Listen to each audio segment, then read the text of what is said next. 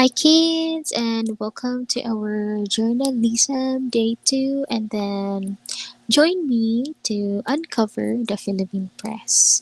And then as you can see, we have here terms which are related to Philippine press.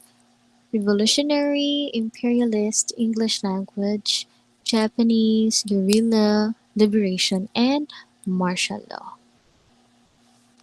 And for our lesson objective, we'll be able to cite significant events in the history of journalism. First up, we'll have revolutionary newspaper, and I want you to answer first the three given questions. It was considered as the first issue came off from the press, and then you were given 30 seconds to think. Your timer starts now.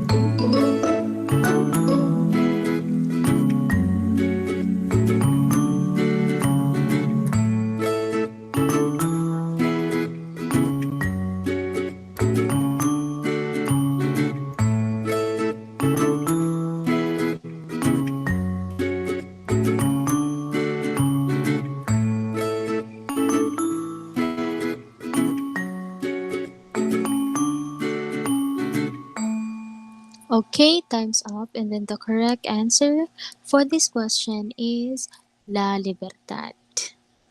How about this one? It was the first official publication of the revolutionary government. 30 seconds again to think.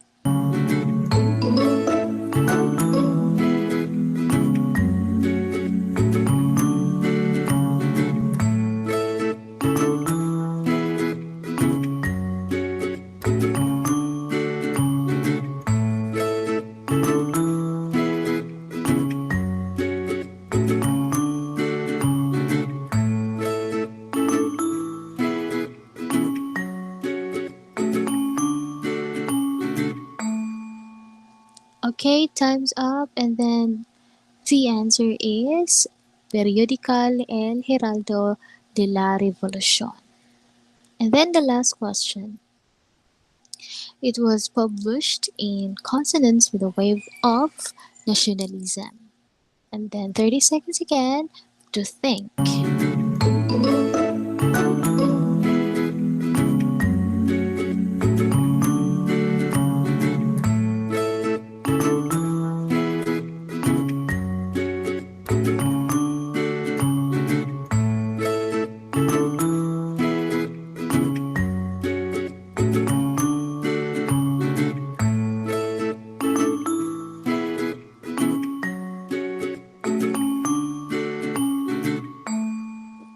Okay, and probably you're right this time because the answer is La Independencia.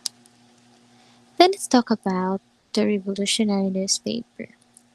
So on June 20, 1898, no, La Libertad was first issue came off the press and then edited by Clemente Jose Zulueta.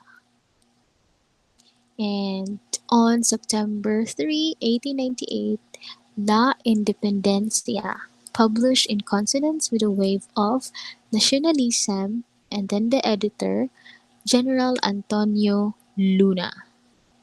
And on September 15, 1898, Periodical El Heraldo de la Revolucion, first published in Mandaluyong, Rizal, and then the editor, Pedro A. Paterno. So we can say that the history of Philippine journalism dates back to the early part of the 17th century. The revolutionary movement of the Filipinos ended with the inauguration of the First Republic in the entire Asia on January 23, 1899, at Malolos, Bulacan. The newspapers of the Philippine Revolutionary or Revolution told of the birth of the Philippine nation, the first republic in the history of Asia and Africa. And then, okay, let's have the second one, the imperialist American region. And the name of the newspaper was El Renacimiento, a, a patriotic editorial calling the Americans Aves de Rapina. It means birds of prey. And then the editor, Fidel Reyes. Here, Filipino journalists and intellectuals who dared write about American deceptions and questioned about the sovereignty of the new masters were completely harassed, incarcerated, and reported to Guam and to Hong Kong. In spite of these incidents, the Filipino journalists had not failed to pick up the cause of the Filipino people to present, to speak, and voice out its opinion in hard hitting editorials, columns, and commentaries. Okay, another one, English language newspaper. And then first you have to answer. It serves as the shipping gazette. And then 30 seconds to think. Timer starts now.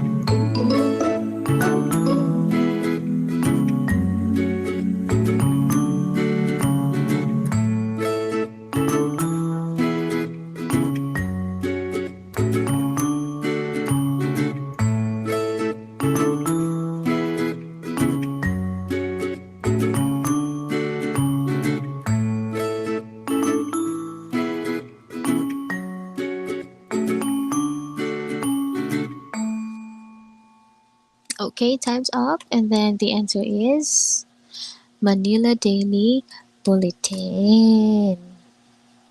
Okay, so you have it there, no? On February 1, 19,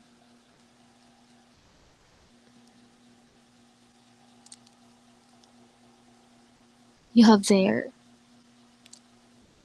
Shipping Gazette by Carson Taylor. So again, remember you have there the date February 1, 1900.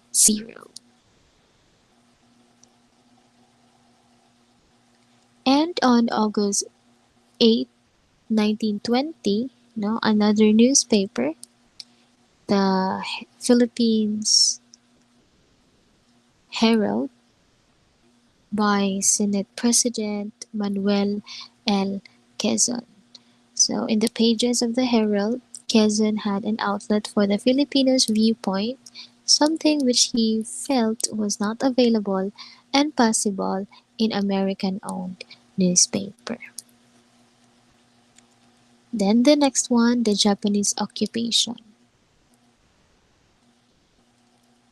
So the name was the Daily Manila Shimbun, published adventures and expansionism and edicts of the Nippon military authorities in Manila. So during the Second World War broke out in December 1941, and the Japanese forces, no, that's the time that they invaded the Philippines. Then the guerrilla newspaper. Underground guerrilla newspaper, no, mimeographed or typewritten sheets and with limited circulation passed from hand to hand. And the news were all received in the Philippines by the underground resistance freedom fighters through the reconditioned radio sets, and the guerrilla groups had contacts with American forces outside the country. So the name of the newspaper was Underground Guerrilla. And then Liberation Period. You have it there, no? the opening towards, or can we say the reopening of the newspaper Manila Daily Bulletin, which was the unofficial spokesman of the American community in the Philippines.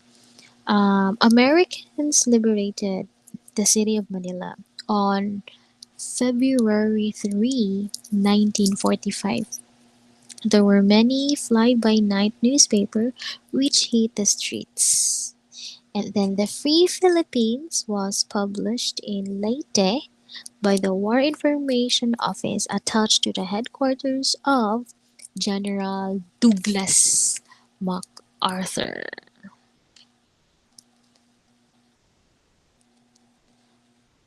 Okay. Mhm. Now let's have the press under martial law. And then you have to guess it again. It was the unofficial mouthpiece of the martial law administration. Then you are given 30 seconds to answer.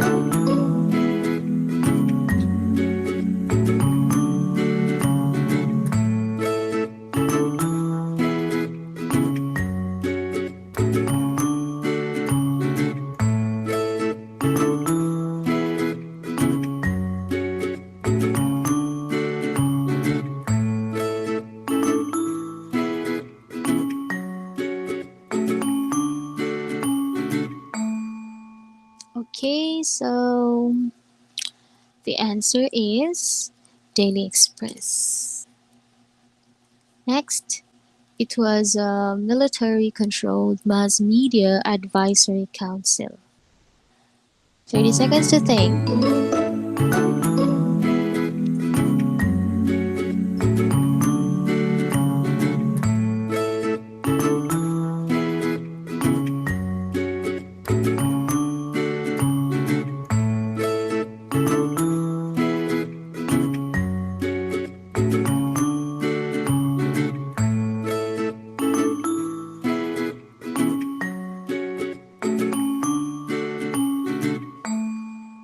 Okay, so the answer is Times Journal. And here, Daily Express, the unofficial mouthpiece of the martial law administration, Times Journal, the military controlled mass media advisory council, and okay, Manila Daily Bulletin was changed into Bulletin Today because it followed a certain new guidelines under a new format. And before the proclamation of martial law by President Marcos on September 21, 1972, one of the basic problems of the Filipino journalists was the access to foreign news that got into the country were written and dispatched by American and European journalists. What was needed then was a truly Filipino owned and managed news agency for the Philippine newspaper. And then the Filipino journalist has the urgent task of depending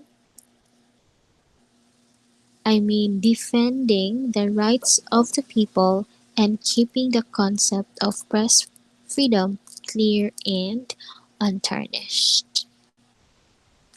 How about this one? Why is it there's a problem of the press under martial law? So under the new society, there were two extremes in Philippine journalism: the friendly and the angry journalists to the Marcos government. So here we can say that the Philippine press under martial law had been accused of not living up to its role as an effective channel of communication between the government and the people. These were the problems facing the Philippine press during Marcos' administrative. And it's part of our history. So let us accept and then continue to be an aspiring journalist. And I want you to note this one. It's very important, no? Because for me, journalism is for equality. That's why either write something worth reading or do something worth writing. And that ends our journalism day 2. Hope that you've learned something today. And thank you for listening and hope to see you on our next virtual class. Goodbye and thank you.